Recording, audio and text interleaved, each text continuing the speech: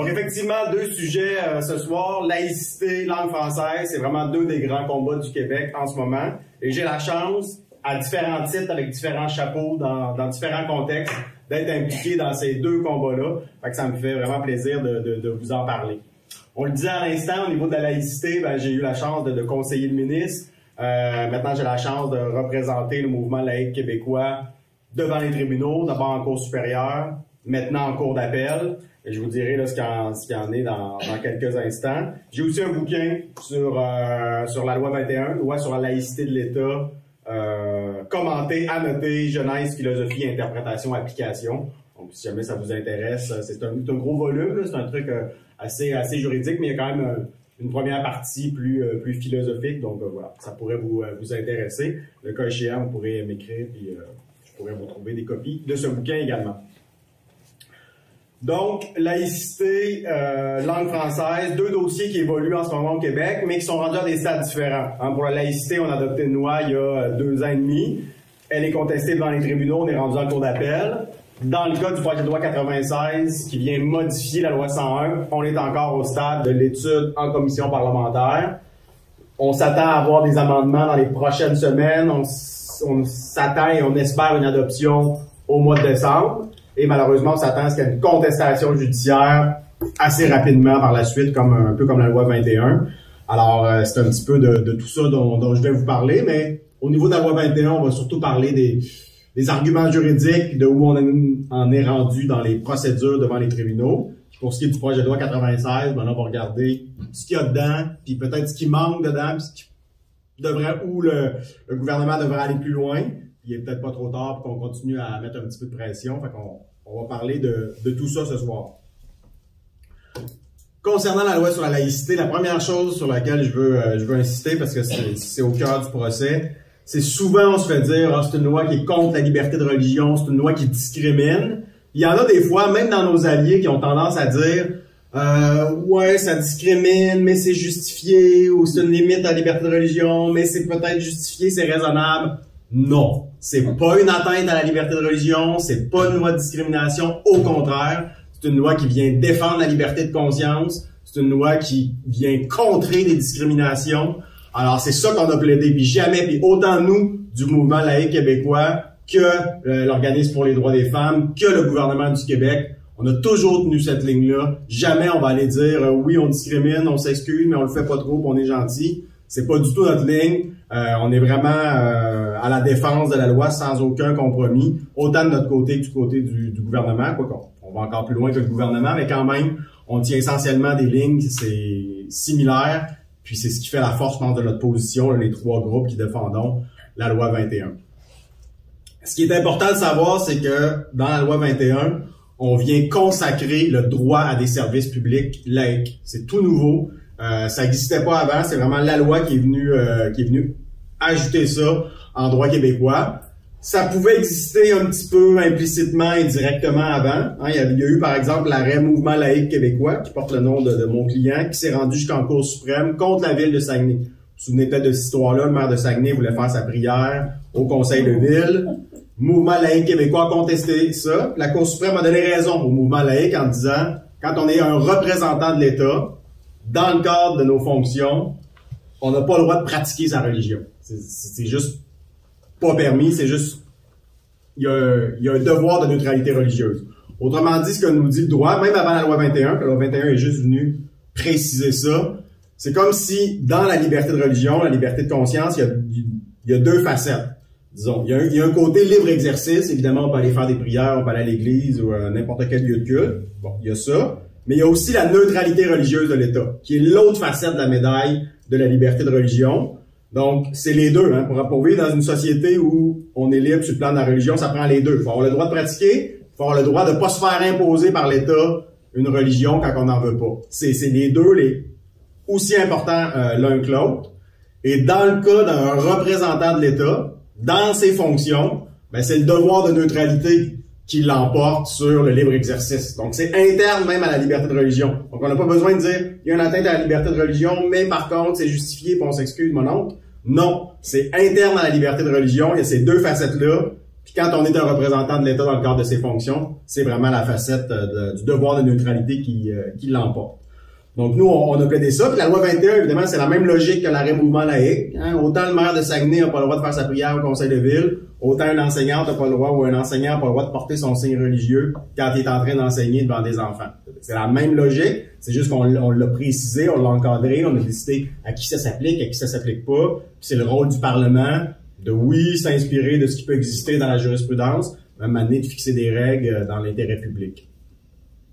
Et ce qu'il faut savoir, c'est que dans l'arrêt mouvement laïque, pourquoi ça a été contesté, c'est que, dans le fond, le mouvement laïque, les tribunaux lui ont donné raison, il est venu dire, quand un représentant de l'État, par exemple le maire d'une ville, pratique sa religion au travail, dans ses fonctions, devant tout le monde, ben quelqu'un qui partage pas sa religion, il ressent un malaise face à ça. Donc c'était le cas de M. Simoneau, qui était le témoin du mouvement laïque. Il arrive au conseil de ville, c'est un athée militant, peut être d'accord ou pas, mais c'est respectable comme opinion. Il arrive là, il voit le maire du conseil de ville qui fait une prière, sent pas bien là-dedans, se sent exclu, malaise, puis ça constitue de la discrimination.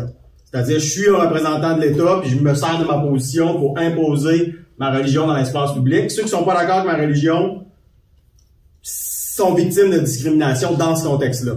Donc, c'est exactement la même logique pour la loi 21. Vous êtes un représentant de l'État, par exemple en autorité en plus, c'est peut-être encore plus grave, vous pratiquez votre religion en portant un signe, ben vous discriminez les élèves dans votre classe. Vous discriminez les parents des élèves dans votre classe qui veulent pas se voir imposer votre religion. Puis dans le cas de l'école, ben c'est encore pire que le conseil de ville, parce que le conseil de ville, on parle d'adultes, on parle de 2 fois par mois, on parle d'une présence facultative. Dans les écoles, on parle d'enfants qui sont obligés d'être présents parce que c'est une obligation de fréquentation scolaire. On parle de plusieurs heures par jour, de dizaines et dizaines de journées par année. Donc, c'est la même logique que l'arrêt mouvement laïque, mais en vraiment plus grave, en vraiment plus discriminatoire. Donc, nous, c'est ce qu'on a plaidé depuis le début. Puis, on doit pas laisser un pouce à ceux qui veulent nous attaquer, nous traiter de tous les noms avec cette loi-là. Il faut vraiment défendre. D'autant plus qu'on avait des témoins extrêmement solides. Vous voyez le livre de Nadia El Mabrouk tantôt, elle est venue témoigner pour nous. Anissa Faidar est venue témoigner pour nous. Jafar Bouchilaoun, je pourrais vous en nommer plein. On avait vraiment des témoins. Beaucoup, c'était des Québécois, mais de culture musulmane ou d'origine arabe qui pouvaient avoir un lien quelconque avec l'islam, soit ils étaient plus pratiquants, ou soit...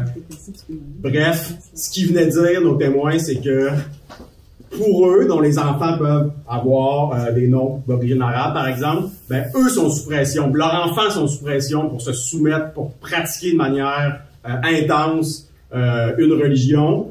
Puis quand on a une enseignante ou une autre personne en autorité qui porte le signe religieux, ben ça contribue à un climat où les petits Québécois de confession musulmane peuvent être sous pression puis vraiment subir une coercition pour les amener à une pratique rigoriste d'une religion qui, dans certains cas, n'est même pas leur religion.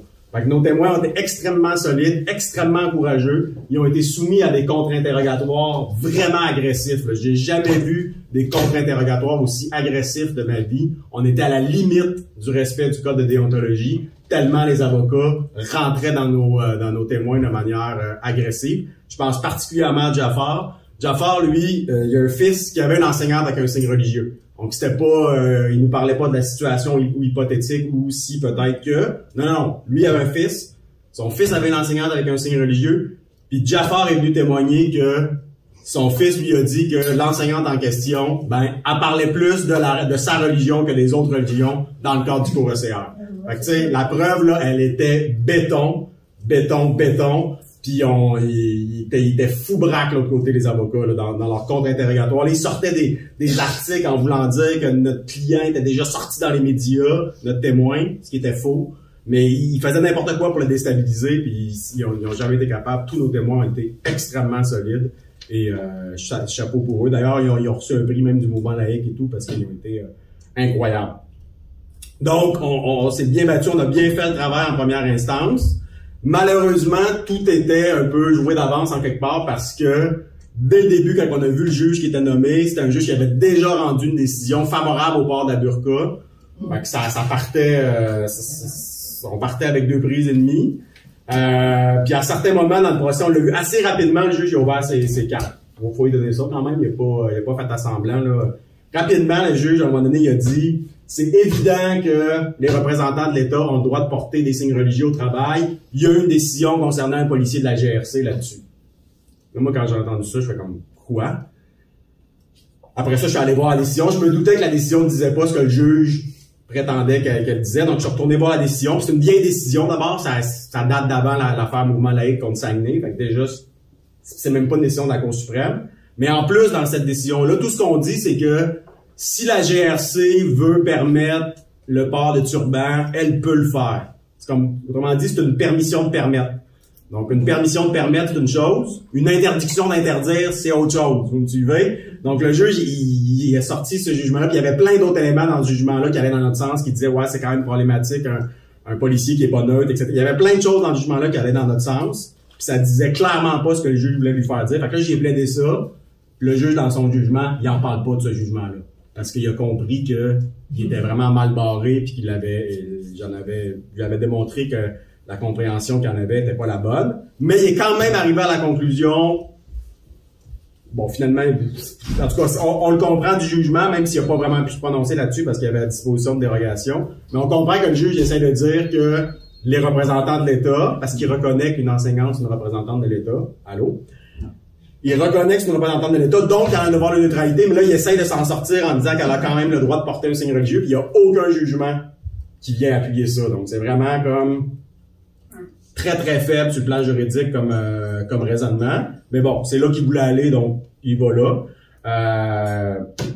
Heureusement, il y avait la disposition de dérogation. Donc, le gouvernement l'avait vu venir, savait qu'il y avait des juges nommés par le fédéral qui pourraient être tentés, même s'il n'y avait pas la jurisprudence de leur bord, d'invalider la loi. Donc, on a mis la disposition de dérogation, ce qui a protégé la loi.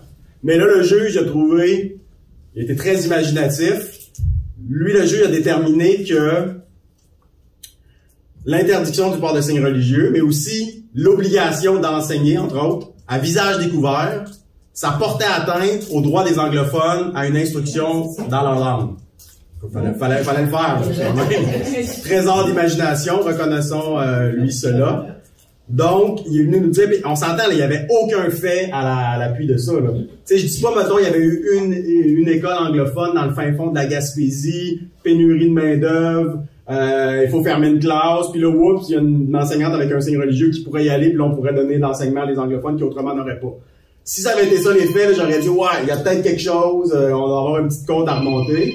Mais c'était pas ça, là. Il y avait aucun fait, d'aucune manière, la loi sur la laïcité ne vient porter atteinte au droit des petits anglophones d'avoir un enseignement en anglais. D'aucune manière. Il y avait zéro fait, c'était vraiment complètement un petit bout d'un jugement de la Cour suprême pris hors contexte. Fait que bref, le juge est venu dire que et le droit des anglophones à une instruction dans leur langue, vous l'aurez compris, là, est à l'abri de la clause dérogatoire. Fait que c'est pour ça que le juge est allé là. Donc, le juge détermine que le Québec, donc l'Assemblée nationale, n'a pas le droit d'imposer aux commissions scolaires anglophones quelque chose d'aussi élémentaire, d'aussi de base comme règle d'éthique professionnelle que servir le public, par exemple, enseigner à visage découvert. On n'a même plus le droit au Québec d'imposer une règle de bon sens et d'éthique professionnelle parce qu'on avait des témoins experts qui sont venus témoigner démontrant que c'est une règle d'éthique professionnelle de base. Georges-Auguste Legault, un des plus grands éthiciens au Québec, était notre témoin expert et lui témoigner à quel point c'est important, la neutralité pour un professeur, c'est une règle d'éthique professionnelle. Et malgré ça, le juge est venu dire qu'on ne pouvait pas appliquer notre loi aux commissions scolaires anglophones. Donc là, immédiatement, nous, Mouvement laïque québécois, l'Organisme pour les droits des femmes du Québec, le procureur général du Québec qui représente le gouvernement du Québec. Tout de suite, on a annoncé qu'on allait en appel de cet aspect-là du jugement pour que ce soit cassé par la cour d'appel. Et là, du fait qu'on est allé en appel, le jugement ne s'applique pas. Parce que la loi est présumée valide, puis tant qu'il n'y a pas un jugement sur le fond qui est plus sujet à appel, le jugement s'applique. Donc, à l'heure où on se parle, la loi sur la laïcité continue de s'appliquer même aux commissions scolaires anglophones. Et ça, c'est important pour la question des signes religieux, pour la question du visage couvert aussi. Parce que ça peut avoir l'air, à la limite, un peu théorique, là, une enseignante avec le visage couvert. Non. il y a un affidavit au dossier, donc un témoignage écrit sous serment d'une jeune dame qui veut enseigner avec le visage couvert. Donc, c'est pas théorique, c'est un combat pour la protection des enfants. Et donc, on va en appel, puis pendant l'appel, le jugement ne s'applique pas, donc la loi continue de s'appliquer. Et là, que font les opposants à la loi 21, en particulier la commission scolaire English Montreal? Eux autres, non seulement ils vont en appel pour le reste du jugement, parce que le reste du jugement valide la loi, évidemment, beaucoup en raison de la disposition de dérogation. Et là, eux autres, donc, ils vont en appel parce que d'autres, ils voudraient que la loi ne s'applique pas nulle part, ni dans les commissions scolaires anglophones, ni dans les commissions scolaires francophones, ni ailleurs. Donc, eux autres vont en appel. Puis là, par ailleurs, ils demandent à ce que, de manière extraordinaire, d'ici au jugement, d'ici au procès, puis d'ici au jugement en appel, qui va prendre beaucoup de temps, plusieurs mois, que pendant ce temps-là, le jugement de première instance s'applique. Ce qui est pas la règle habituelle. Donc là, on a plaidé ça, nous, on a plaidé contre ça il y a 2 semaines. Et là, d'une journée à l'autre, j'ai regardé mes courriels tantôt, il n'y a rien qui était rentré. D'une journée à l'autre, on attend le jugement qui va nous dire si oui ou non, en attendant le procès en appel, en attendant le jugement de la cour d'appel, est-ce que oui ou non, le jugement de première instance va s'appliquer ou est-ce qu'au contraire, est-ce que la loi va continuer de s'appliquer aux commissions scolaires anglophones. Donc, on en est là. Parallèlement à cette procédure-là, sur cette question plus technique-là, on vient de déposer on dépose des mémoires d'appel. Donc, c'est-à-dire que nous, on fait appel sur la question des commissions scolaires anglophones. Donc là, c'est ces jours-ci qu'il faut remettre notre mémoire d'appel. C'était il y a quelques jours, on m'a demandé un délai supplémentaire. Là, Et là, ensuite, parce que, si vous voulez, on porte le jugement en appel pour ce qui fait pas notre affaire au niveau des commissions scolaires anglophones, mais le reste du jugement, c'est au contraire les opposants à la loi qui vont en appel pour que ce soit invalidé au complet. Et là, nous, on est ce qu'on appelle intimés, c'est-à-dire qu'on est ceux qui défendons le jugement de première instance en disant non, le juge, il a raison de dire que la loi est valide, là. Et là, on défend la loi. Donc, on va avoir à produire un mémoire des intimés quelque part en janvier. On peut s'attendre à un procès quelque part au printemps. Pour un jugement, je dis au printemps, ça peut être à l'automne aussi le procès, avec un jugement soit tard au printemps, soit à l'été, soit à l'automne, au moment de l'élection. Est-ce que le tribunal va faire attention puis va reporter le jugement au lendemain de l'élection, on ne sait pas. Mais on est à peu près sur ce calendrier-là. Fait que voilà la situation. Mais sinon, moi, pour répondre à la question, je pense qu'il est évoqué dans le titre de la conférence, à savoir où est-ce qu'on s'en va. Moi, je suis confiant. Parce que vraiment juridiquement, même sans disposition de dérogation, si les juges appliquaient vraiment le droit, on l'emporterait haut la main avec la disposition de dérogation, donc qui vient mettre notre loi à l'abri de certains articles des chartes des droits qui peuvent être instrumentalisés pour attaquer notre loi. Donc là, on a la ceinture, les bretelles. On est vraiment très, très solide. Donc, moi, je suis très confiant qu'on va l'emporter, y compris sur la question des commissions scolaires anglophones. Comme je vous disais tantôt, c'est vraiment n'importe quoi là, de dire que les anglophones ont le droit à des enseignantes qui portent la burqa. Là. C'est comme ça n'existe pas.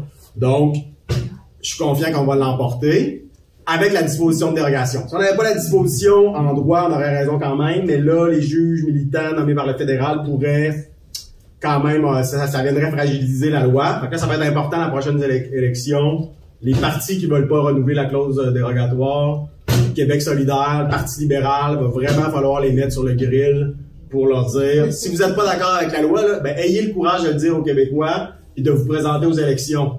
Parce que là, leur position, en tout cas, Mme Anglade, Québec solidaire, c'est à suivre.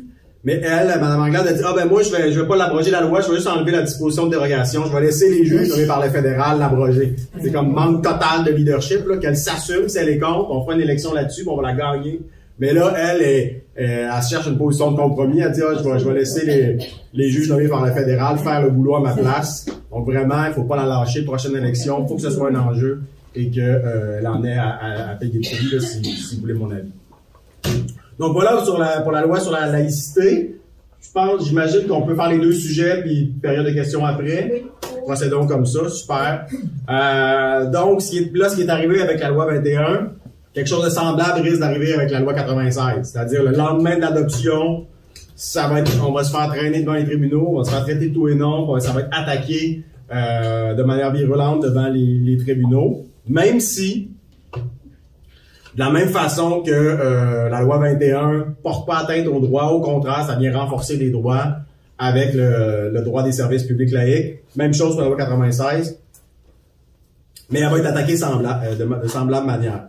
D'ailleurs, c'est intéressant, les deux lois. La loi 21 s'est inspirée de la loi 101 pour cet aspect-là en particulier. Parce que la façon qu'elle est faite la loi 101, c'est que, bon, il y a l'article 1 sur le français langue officielle. Ensuite, il y a les articles 2 à 6, c'est ce qu'on appelle les droits linguistiques fondamentaux. Donc, le droit de travailler en français, le droit d'étudier en français, etc., etc. Puis tout le reste de la loi, c'est des règles, des obligations, des recours, des mécanismes, des organismes pour assurer le respect des droits linguistiques fondamentaux. Et quand on fait des petites règles, là, bon, faut pas que ce soit trop gros en anglais, par-ci par-là, ça a l'air tantillon, puis ça a l'air, bon, mais on fait pas ça juste pour enquiquiner le monde, là. C'est parce que ce sont des règles essentielles pour assurer le respect des droits linguistiques fondamentaux qui sont consacrés au début de la loi 101. Et tout le reste de la loi 101, c'est là pour assurer le respect des droits linguistiques fondamentaux, puis plus largement, évidemment, l'épanouissement du français au Québec. Ben, c'est un petit peu la même chose dans la loi sur la laïcité. On a mis le droit des services publics laïques. Puis tout le reste, l'interdiction du port de signes religieux, les services publics à visage découvert, ça vise à assurer le respect du droit des services publics laïques. Donc, on s'est inspiré dans la loi 21 de la loi 101. Et là arrive le projet de loi 96 qui finalement veut aller plus loin. Donc, c'est une loi c'est un projet de loi qui vient modifier la loi 101 et un paquet d'autres lois, toujours pour renforcer le français, et qui contient plusieurs choses intéressantes, mais qui devrait aller plus loin à certains endroits. Donc, on fera pas, j'allais dire, on va faire le tour ensemble. On fera pas le tour parce qu'il y a trop de choses, mais je vais attirer votre attention sur certains points qui me semblent plus importants. Mais première chose que je dirais, c'est que, dans le fond, la force de la loi 101 en 77, c'est qu'elle visait très large. Elle s'appliquait à l'école, au milieu de travail, aux entreprises, commerce, affaires. C'était vraiment très large. Et le projet de loi 96 vient modifier, vient renforcer la loi 101 sur tous ces volets-là. Donc, c'est la première fois depuis 1977 qu'on a une loi qui vient renforcer la protection du français sur tous ces fronts-là.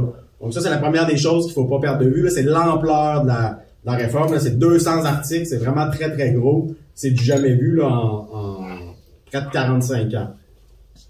Donc, on vient même modifier le préambule, l'article 1, les droits linguistiques fondamentaux qu'on n'avait jamais touchés en 45 ans ou en 43 ans. On vient les toucher ici, donc c'est vraiment quelque chose. Au niveau du préambule, justement, c'est intéressant parce qu'on vient ajouter dans le préambule la notion de langue commune. Ça, je trouve ça super intéressant parce que beaucoup, on parle de langue officielle, c'est important, puis on y reviendra. Mais langue commune, c'est peut-être encore plus fort parce que ça vient dire, finalement, le français, c'est la langue de l'État, mais c'est aussi la langue commune en voulant dire que c'est la langue que tous les Québécois connaissent grâce à l'école. Ce qui fait en sorte que, normalement, quand on a un anglophone et un francophone qui sont appelés à communiquer ensemble, ça devrait se faire en français. Puis même si vous avez un hispanophone puis un anglophone qui communiquent ensemble au Québec, ça devrait se faire en français parce que c'est la seule langue que l'État assure la connaissance à tout le monde. Donc c'est ça le sens du concept de langue commune. Alors c'est extrêmement porteur et c'est bien. Avant c'était déjà là, c'était dans la tête de Camille Lorrain, c'était dans le livre blanc en 77, mais c'était pas dans la loi comme telle. Donc de le mettre dans la loi, ça c'est vraiment un gros plus. Autre chose qu'on retrouve dans le préambule, puis plus loin, ça se reflète dans le projet de loi. Même chose pour la langue commune, c'est à différents endroits dans le projet de loi. Autre chose qu'on retrouve, c'est une référence aux communautés francophones et acadiennes du Canada et au rôle du Québec, rôle de premier plan dans la francophonie. Puis ensuite, encore là, il y a des dispositions dans la loi pour dire que le Québec va vraiment assurer un rôle de chef de file dans la francophonie canadienne. Et ça me paraît important parce que un des arguments qui est servi contre la loi 101, contre la protection du français au Québec, c'est si vous protégez le français, si vous faites mal aux anglophones au Québec, ils vont se venger contre les francophones des autres provinces. C'est vieux comme le monde, c'est l'équivalent d'une politique d'une prise d'otage. Ils nous font le coup à chaque fois et c'est faux. C'est archi faux. En fait, c'est même l'inverse. D'abord, si on regarde les communautés francophones des autres provinces, là, celles qui vont le moins mal, là, c'est celles qui sont collées sur le Québec. C'est le nord du Nouveau-Brunswick, puis c'est l'est de l'Ontario. C'est pas un hasard. C'est parce que ceux qui sont proches du Québec, ils ont accès à à nos films, à notre cinéma, à nos livres beaucoup plus facilement. Puis ça les aide. Donc le Québec fait rayonner le français particulièrement proche de ses frontières. Donc déjà en partant, chaque fois qu'on renforce le français au Québec, ben on aide les seules communautés francophones vraiment avec des indices de vitalité un peu intéressants en Acadie, dans l'Est ontarien. Fait que déjà en partant, faut pas penser que renforcer le français au Québec, ça nuit aux francophones des autres provinces. Sur le plan culturel, c'est pas comme ça que ça se passe. Puis même sur le plan juridique, souvent quand on vient protéger le français au Québec, ça n'a pas pour effet d'amener les autres provinces à diminuer la protection du français. Au contraire, un exemple classique, c'est, et on reviendra là-dessus tantôt, en 77, on a décidé que le français c'était la langue officielle du Québec, la seule. Donc, les lois allaient être version officielle en français seulement. Et là, le Manitoba faisait la même chose. Le Manitoba faisait depuis près d'une centaine d'années, le Manitoba avait décidé que ses lois, c'était en anglais la version officielle. Au Québec, on décide de faire la même chose. Français, seule version officielle des lois. Et là, 2 ans plus tard, même quelques mois plus tard, la Cour supérieure, 2 ans plus tard, la Cour suprême décide que non, au Québec, on n'a pas le droit de faire la version française des lois, la seule version officielle, parce que il y a une clause de la Constitution drôlement interprétée qui nous empêcherait de faire ça. Et là, pour éviter de faire du 2 poids 2 mesures, la Cour suprême se retourne de bord et dit, le Manitoba qui fait ça depuis 100 ans, même si c'est contraire à la Constitution, on va l'interdire aussi, alors que depuis 100 ans, on les laisse faire. Donc, vous voyez? Donc, parce qu'au Québec, on a protégé notre langue, ça a forcé la Cour suprême à venir protéger la minorité linguistique anglophone. Puis là, pour pas faire de 2 poids 2 mesures, ils en sont venus à protéger les franco-manitobains. Fait que c'est juste un exemple parmi d'autres pour vous dire, protégeons le français au Québec, là, puis ça va avoir toutes sortes de conséquences culturelles, juridiques, etc. Ça va être bon pour les francophones des autres provinces. C'est pas vrai qu'en s'en étant à genoux, à plat ventre, en demandant, s'il vous plaît, protégez nos confrères francophones des autres provinces, que c'est comme ça qu'on va les aider. Non, c'est en se tenant debout. Et tout ce qui a suivi la loi 101 le démontre. Puis, donc, le projet de loi 96 va dans le bon sens, dit on va protéger le français au Québec, puis on va tendre la main aux francophones des autres provinces, puis on va se battre ensemble pour notre langue, pour notre culture. Alors, je pense qu'on est sur une bonne piste avec ça. Donc, il y a des modifications intéressantes au préambule. L'autre élément intéressant, c'est que, en gros, le projet de loi revient à ce qu'on appelle, ce qui était un peu l'an 77, qu'on appelle l'approche territoriale. C'est un peu de théorie, mais rapidement, vous allez voir, c'est assez concret. C'est que quand on lit la littérature scientifique, là, partout dans le monde, là, on dit c'est quoi une bonne politique linguistique, là? Pas seulement au Québec, mais partout dans le monde, comment on fait pour assurer l'épanouissement d'une langue minoritaire? Partout, là, c'est unanime, la littérature scientifique dont on a fait le tour pour notre livre, dit c'est l'approche territoriale. C'est-à-dire que ça prend une langue officielle par territoire. C'est pas vrai que c'est le bilinguisme d'un océan à l'autre qui va sauver le français, là. C'est pas comme ça que ça marche. Si vous dites qu'il y a 2 langues sur un territoire, la plus forte va l'emporter sur la plus faible. Il faut que vous preniez la plus faible et dites, dans ce territoire-là, qui est peut-être pas tout le pays, qui est peut-être pas tout le continent, vous trouvez un espace géographique, dire où est concentré l'usage de cette langue-là, puis là, vous dites, c'est cette langue-là, elle va être la seule officielle à cet endroit-là. C'est comme ça que vous assurez l'épanouissement d'une langue minoritaire. C'est clair, la littérature scientifique, là, elle est unanime là-dessus. Donc, il faut revenir à ça. Et si c'était le cas en 77, et ça a marché dans les années qui ont suivi 77, fin des années 70, début 80, tous les indices pour le français s'amélioraient, plus de monde ne parlait au travail, etc., etc. Ça allait bien. Puis après ça, les jugements, mais aussi des lois du Parlement québécois sont venus limiter la loi 101. Puis après ça, le français, les indices se sont remis à décliner. Donc, il faut revenir à l'approche territoriale. Alors, ce serait bon, non seulement, puis là, c'est ce que fait le projet de loi, là, dans une certaine mesure, mais ça serait bon de mettre dans le préambule la notion de l'approche territoriale, parce que c'est vraiment quelque chose là, qui aiderait ceux qui appliquent la loi à jamais perdre ça de vue, l'approche territoriale. Et donc, notamment, ça pourrait se traduire par le fait, je vais arriver là tantôt, ben sinon, c'est ça, une chose qui va dans ce sens-là, dans le projet de loi, c'est que là, à l'heure actuelle, la loi 101 dit, article 1, le français est la langue officielle du Québec. Là, on veut ajouter seule cette langue à ce statut. Donc là, parce que dans le fond, ce qu'a fait la Cour suprême, c'est qu'elle est venue dire, OK, l'article 1 qui dit le français est la langue officielle du Québec, on va pas l'invalider, mais on va invalider un paquet d'autres articles qui découlent de ça. Donc tout ce qui disait le français est la langue de la justice, la langue des lois, la langue du Parlement. On a tout invalidé ça.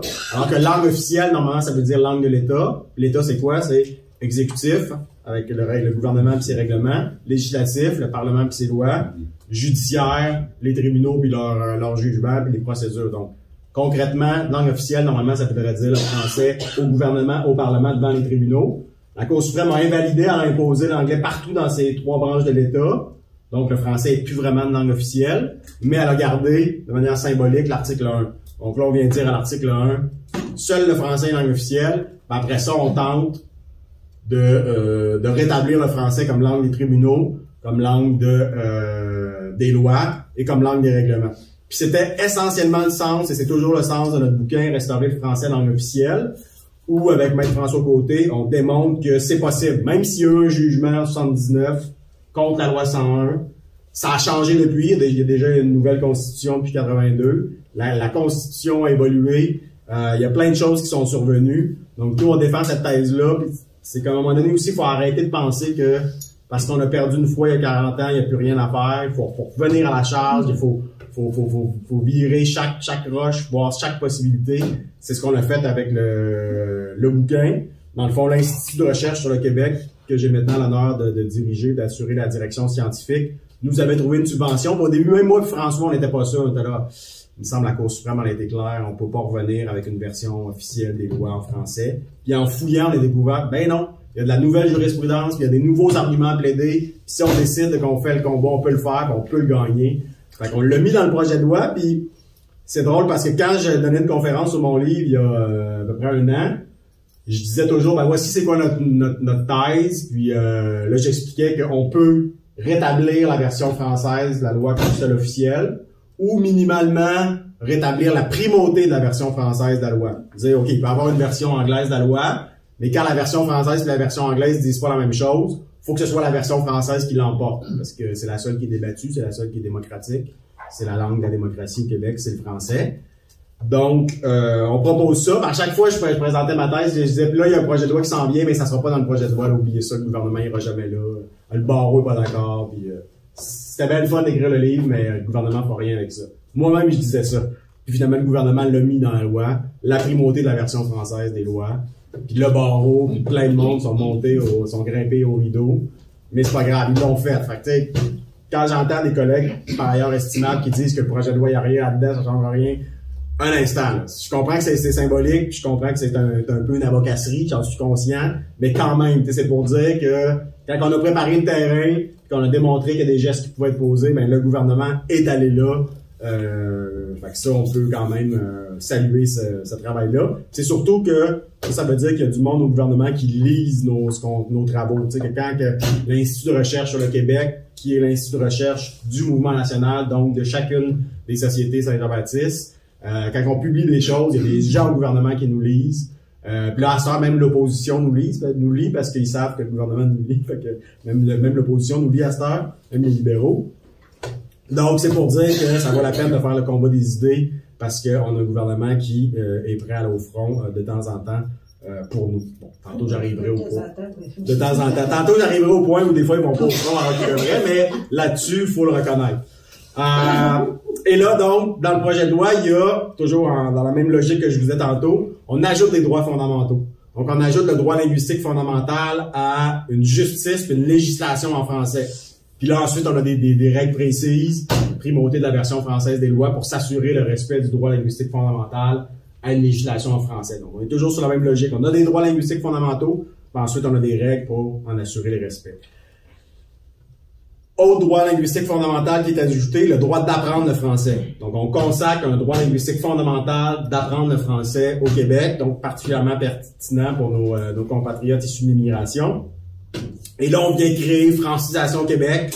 Donc, il existe déjà des services de francisation, mais là, on vient créer un organisme Francisation Québec pour mettre un peu plus de cohérence là-dedans, sans doute un peu plus de budget. Fait que ça, c'est vraiment intéressant. Et une règle particulièrement intéressante qui un petit peu aussi découle de ça, c'est puisque désormais les nouveaux arrivants auront le droit d'apprendre le français, qu'on crée une Francisation Québec pour ça, ben, à un moment donné, c'est correct les accommodements les premiers mois, mais à un moment donné, il faut que le gouvernement du Québec arrête de subventionner l'anglicisation des nouveaux arrivants. Donc, il y a une clause dans le projet de loi qui dit on va donner des services dans différentes langues aux nouveaux arrivants, les réfugiés qui arrivent le lendemain matin, ils doivent arriver, ils parlent pas français, puis pour leur donner des services, tout le monde est d'accord avec ça. Mais au bout de 6 mois, là, il faut passer au service exclusivement français. Puis ça l'envoie un signal de l'importance d'apprendre le français. Et ça, évidemment, c'est une clause qui est controversée, une clause qui est contestée, mais ça m'apparaît absolument fondamental. Donc, on a ça dans le projet de loi. Autre chose qu'on a dans le projet de loi, beaucoup de choses sur le français de langue de travail. On le sait, il y a une pratique chez les employeurs d'exiger de manière abusive une connaissance extrêmement forte de la langue anglaise pour n'importe quel boulot. Donc, il faut mettre un terme à ça. Le projet de loi est très précis là-dessus, très fort.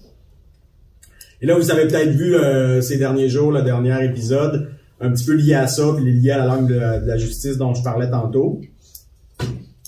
Donc, depuis quelques années, la juge en chef de la Cour du Québec, elle tente d'imposer des exigences de connaissance de l'anglais chaque fois qu'il y a un poste de juge qui s'ouvre. Même quand il n'y a pas de besoin. Quand il y a des besoins, elle le demande, le ministre de la Justice est d'accord, on ouvre des postes, on exige des juges bilingues, il y a des besoins, pas de problème. Mais même dans des cas où il n'y a aucune preuve, qu'il n'y a aucun besoin de juges bilingues, la juge l'exige quand même, le ministre de la Justice a refusé, parce qu'à la fin de la journée, c'est le gouvernement qui nomme les juges, c'est pas les juges qui s'autonoment des nouveaux juges, c'est pas de la cooptation, on est encore dans un régime démocratique avec un gouvernement responsable qui nomme les gens, puis après ça, qui se présente aux élections pour rendre des comptes. Mais là, la juge, elle décide que c'est elle qui va décider les critères pour la nomination des juges. Et là, le ministre de la Justice a refusé. Et là, la juge en chef poursuit le ministre de la Justice devant les tribunaux, la Cour supérieure, dont les juges sont nommés par le fédéral. Donc ça, c'est le dernier épisode. C'est arrivé vendredi, en fin d'après-midi, à 4h30, que la procédure a été reçue. Et là, ça va être plaidé d'urgence ce vendredi. Donc, il y a plusieurs communiqués qui sont sortis aujourd'hui. Le Mouvement national a sorti un communiqué très, très fortement dénoncé la poursuite de la juge. Impératif français est sorti également. Fait que si vous suivez le dossier de près, là, je sais pas si vous faites beaucoup de com chez vous, puis si vous souhaitez, vous pourriez reprendre en partie le communiqué du Mouvement national où on se parle. Ça vaut vraiment la peine qu'on la laisse pas passer celle-là, là, parce que vraiment la juge en chef de la Cour du Québec là, a poursuivi le gouvernement du Québec pour imposer des exigences totalement abusives d'anglais. Donc, je pense que c'est bien que des citoyens se préoccupent du système de justice, même si des fois ça paraît loin. C'est intéressant de voir des groupes de citoyens de défense du français qui s'impliquent dans ce dossier-là. Alors, si jamais ça vous intéresse, on pourra s'en parler. Donc voilà pour ça. Donc ça, c'est peut-être les bons côtés du gouvernement. Le moins bon côté, c'est la question des cégeps. Donc on le sait. Donc on va en parler, c'est sûr. On va en parler. Donc la question des cégeps, on se le cachera pas, c'est hyper important. Donc parce que autant tantôt je vous disais que ce qu'il faut faire avec la loi 101 dans le fond, c'est revenir à l'approche territoriale parce que c'est la seule qui permet l'épanouissement de langue minoritaire. Donc revenir à ce que c'était en 77 parce qu'en 77 ça marchait la loi 101 pendant une couple d'années, ça a marché. Donc moi je dis il faut revenir à l'approche territoriale, il faut revenir à ce que c'était en 77 autant que possible. Donc je pense qu'il faut s'assumer là-dedans. En même temps quand on dit ça, ça fait un peu comme si on voulait revenir en arrière, ça fait pas super c'est pas génial côté apparence. C'est pas sexy, exactement. Mais, c'est les deux choses qu'il faut faire. Il faut à la fois, oui, revenir en arrière quand on avait des bonnes solutions en 77, il faut y revenir, puis ça marchait, mais il faut aussi moderniser la loi 101. Il y a des choses qui existent en 2021, qui n'existaient pas en 77, qu'il faut en tenir compte. Donc, c'est les deux grands volets de la réforme. À la fois, revenir à ce qui existait en 77, qui marchait, qu'on a arrêté de faire, c'est pour ça que le français recule. Et il faut moderniser la loi. Donc, une des choses qui est arrivée depuis 1977, c'est qu'il y a eu une augmentation du niveau d'éducation moyen de la population. À l'époque, il y avait moins de gens qui allaient au cégep. En 1977, là, il y en avait, mais il y en avait moins. Aujourd'hui, la proportion de gens qui vont au cégep avant d'aller sur le marché du travail, c'est beaucoup plus élevé qu'en 1977. Donc, il y a un enjeu là qui est beaucoup plus gros qu'il était en 1977. Et il y a eu des études là-dessus. Et les études, évidemment, démontrent que de plus en plus, non seulement anglophones, il y en a toujours eu, mais allophones, francophones qui vont dans les cégeps anglais. Il y a des études qui démontrent que même quand ils sont allés à l'école primaire, secondaire en français, ceux qui passent par le cégep anglais, ensuite, ils vont être plus nombreux à travailler en anglais, vont être plus nombreux à consommer des produits culturels presque exclusivement en anglais. Donc, c'est une question de langue de travail, c'est une question de langue de la culture. Alors, c'est vraiment hyper stratégique la question du cégep français. Donc, j'aurais souhaité que le gouvernement prévoit l'application de la loi 101 au cégep. Ensuite, sur les modalités, on aurait pu discuter des modalités, qui seraient les ayants droit cégep anglais. En commission parlementaire, je suis allé dans le détail pour leur montrer qu'il y aurait peut-être moyen de, bon, peu importe, ils veulent pas aller là. Ben, pas peu importe, mais bon, c'est un fait, ils veulent pas aller là. Donc, continuons à maintenir la pression. Ne perdons pas espoir, parce que souvenez-vous que l'application de la loi 101 primaire, secondaire, c'est pas arrivé, souvenez-vous, puis moi j'étais pas là, certains d'entre vous y étiez. Donc, c'est pas arrivé du jour au lendemain. Il y a d'abord eu un gouvernement à l'Union nationale qui avait refusé de le faire. Ensuite, les libéraux, en 74, avec la loi 22, l'ont fait à moitié en imposant des tests linguistiques pour dire c'est pas tout le monde qui devrait aller à l'école en anglais, c'est juste ceux qui connaissent l'anglais, puis là, on va leur imposer les tests. Ça a été un échec total. Les gens ouvraient des écoles illégales, tout le monde suivait des cours pour passer le test. C'était n'importe quoi, mais ça a été un premier pas dans cette direction-là. Après ça, la porte était ouverte pour que le PQ arrive avec une solution beaucoup plus ferme, avec une définition. Ceux dont les parents sont allés à l'école anglaise ont le droit à l'école anglaise. Ceux dont les parents sont pas allés à l'école anglaise, ils n'ont pas le droit. Bang! Ça a réglé. Mais pour arriver là, ça a pris 10-15 ans de débat, puis de mauvaises solutions, puis d'essais-erreurs. Donc là, on est peut-être là. Donc peut-être que le 96, c'est comme la loi 22 de 74, puis que ça se peut que ça marche pas, puis dans 3 ans, on sera rendu plus loin. Donc, ne perdons pas espoir, continuons le combat du cégep français. En attendant, donc, l'espèce de demi-mesure que le gouvernement propose, c'est de dire, bon, à l'heure actuelle, la place qu'occupent les cégeps anglais dans l'ensemble du réseau collégial, c'est 17,5%. Donc, 17,5% des places dans les cégeps sont dans les cégeps de langue anglaise. Donc, on gèle ça. Donc, gel du nombre de places dans les cégeps anglais, mais un gel relatif, qu'on va appeler. Donc, on gèle ça à 17,5, puis ensuite, on dit, pour les années suivantes, il y a une augmentation du nombre de places dans les cégeps. Normalement, la population du Québec grandit, il va y avoir une augmentation du nombre de places dans les cégeps. Et là, on dit, on va plafonner l'augmentation, la proportion d'augmentation des places pour les cégeps anglais, ça va être 8,7%. Donc, si vous suivez, ils sont à 17,5, on va les augmenter de 8,7, donc ils vont diminuer proportionnellement. Vous me suivez? Puis si on voulait qu'ils restent à 17,5, on dirait plus 17,5 à chaque année. Là, il resterait à 17,5, mais là, on dit plus 8,7. Fait que là, ils vont descendre. La première année, ils vont être à 17,5, la deuxième, ils vont être à 17, après ça, 16, 15. Bon. Et là, moi, ce que je dis, bon, c'est peut-être mieux que rien, donc convenons-en. Puis par ailleurs, il y a une autre petite passe que le gouvernement veut faire aussi, c'est qu'ils veulent que... Et là, c'est à voir, est-ce que c'est tous les étudiants ou c'est seulement ceux qui ont fait primaire, secondaire en français? Je pense que ceux qui ont fait primaire, secondaire en français devront passer le test, l'examen uniforme de français au cégep. Ouais. Fait que là, il y en a beaucoup qui vont dire, moi, j'aimerais ça faire mon cégep anglais, mais j'ai peur d'échouer mon test de français à la fin, fait que je vais aller au cégep français.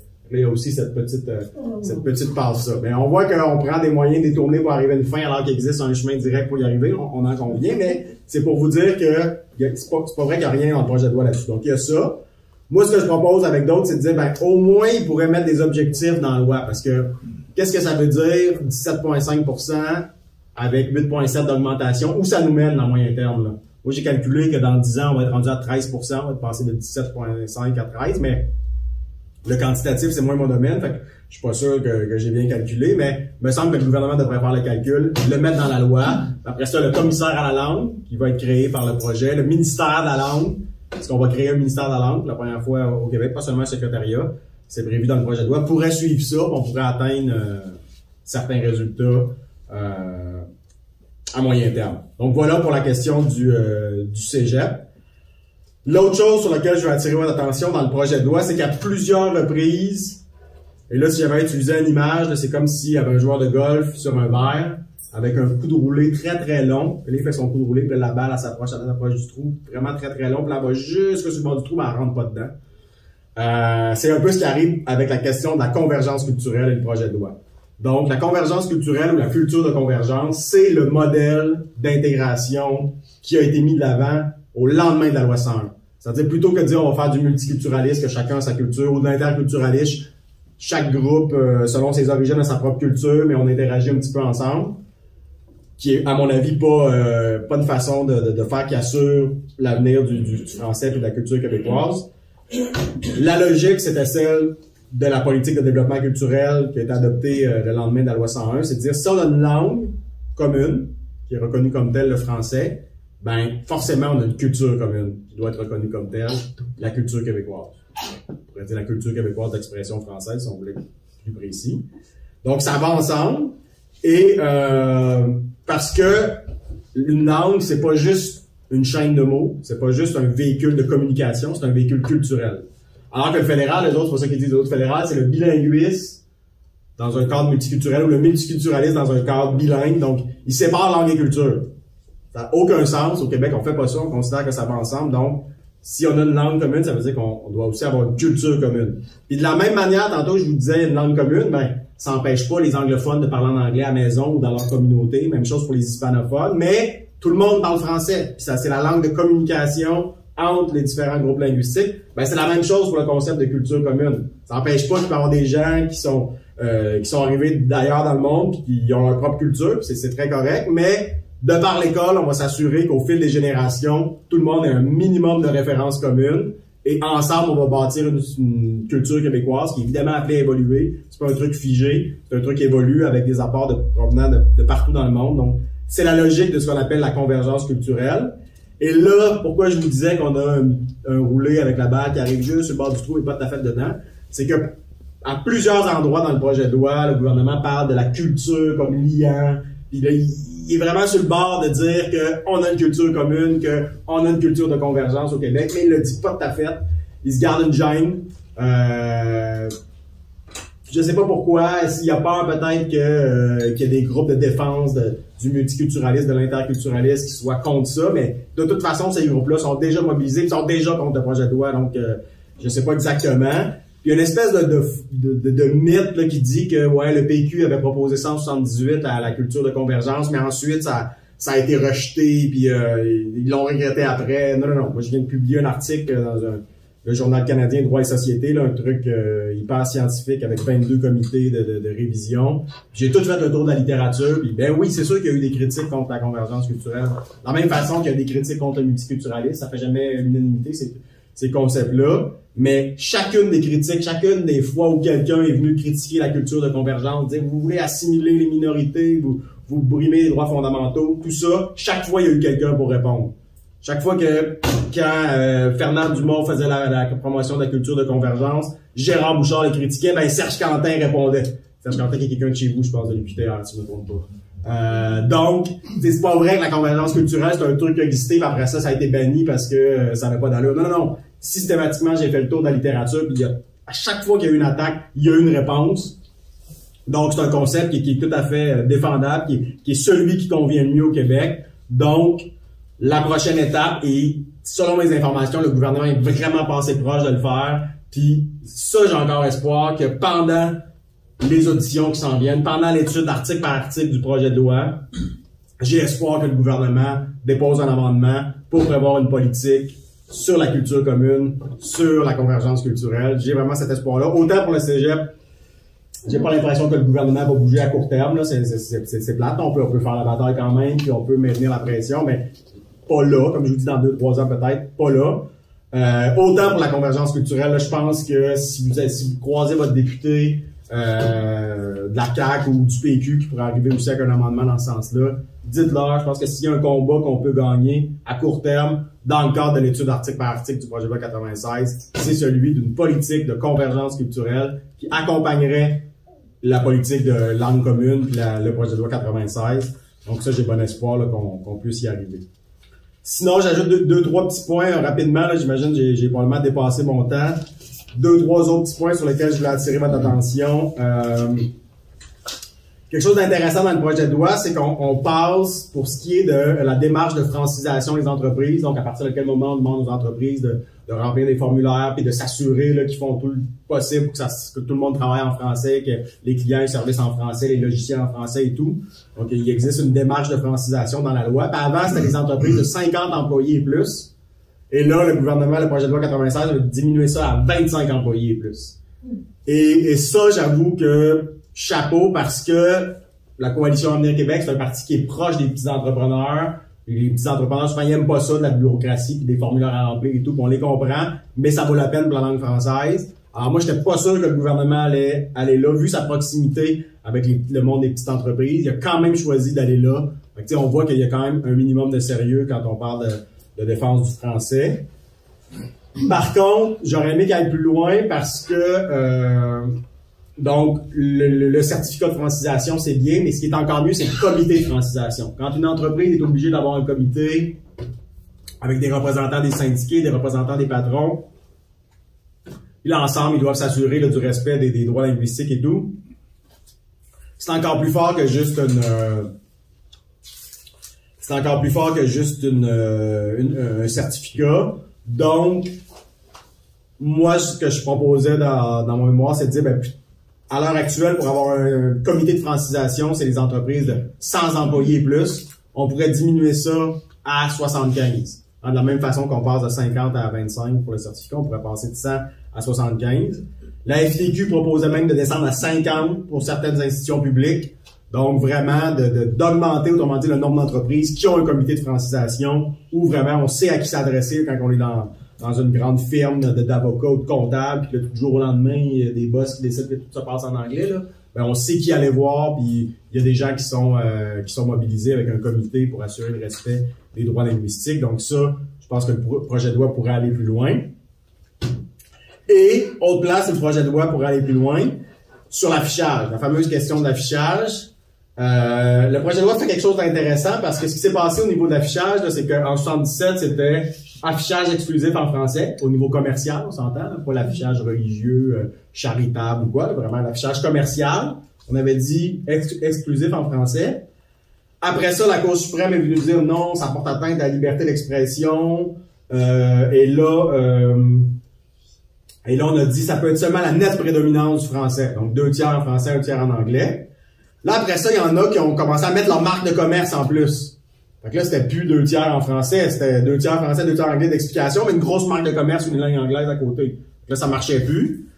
Et là, sous le gouvernement Couillard, ils ont adopté un règlement pour dire, il suffit qu'il y ait une présence suffisante du français. Donc, on était passé de français exclusif à nette prédominance à présence suffisante, ce qui veut dire 2-3 mots de français dans le bas de la vitrine, puis ça fait le boulot.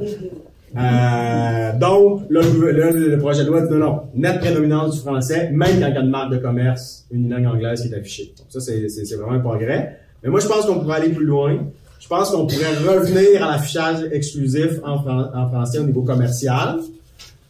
Pourquoi? Parce que, comme je disais tantôt, ce qui marche pour le français, on le sait, c'est la loi de 77.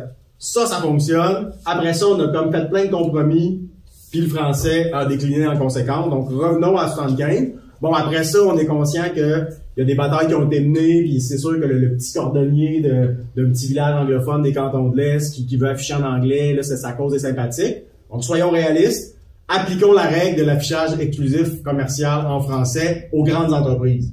Les 100 employés et plus, ou les 75 employés et plus, dont je parlais à l'instant, qui devraient avoir un comité de francisation. Donc, moi, j'ai aucun problème à exiger l'affichage unilingue français aux multinationales américaines. Mais aucun problème. Je dors très, très bien avec ça. Donc, je pense qu'on pourrait mener cette bataille-là. Je pense que le gouvernement ne voudra pas aller là, mais je leur ai quand même dit ce que j'en pensais en commission parlementaire. Rapidement, un autre sujet que je voulais aborder avec vous, puis ensuite, on pourra passer à la période d'échange. La question des langues autochtones. Ça a été mentionné à différents moments. Et moi, mon interprétation là-dessus, c'est que on pourrait en faire plus au Québec pour les langues autochtones.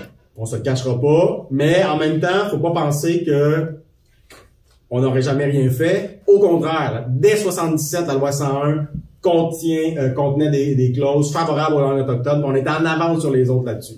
Donc, on n'a pas à rougir de ce qu'on a fait de ce côté-là. Maintenant, est-ce qu'il faut en faire plus? Oui, on pourrait en faire plus.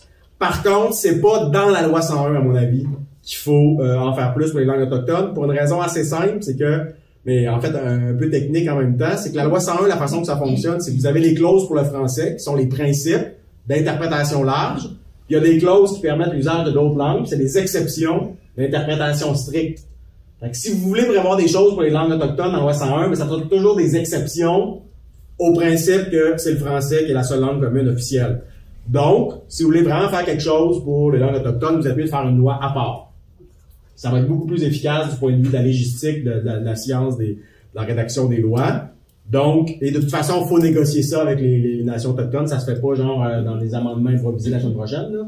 Donc, assez rapidement, je pense que le gouvernement pourrait s'engager sur une négociation sur cette question-là pour en faire une loi à part. Et on viendrait s'enlever une épine dans le pied là, pour ce qui est du projet de loi 96. Sinon, deux petites choses que je veux mentionner. Bon, au-delà des clauses un peu techniques dont je viens de vous parler, ce qui est intéressant, c'est vraiment, juridiquement, on vient solidifier la loi 101 avec le projet de loi 96. Parce qu'on vient mettre la disposition de dérogation, que d'ailleurs, on devrait rebaptiser, à mon avis, puis le ministre aussi a commencé à le faire. J'espère qu'il va le faire dans la loi. On devrait rebaptiser disposition de souveraineté parlementaire. Parce que quand on dit disposition de dérogation, c'est comme si on déroge à des droits fondamentaux. C'est péjoratif, exactement.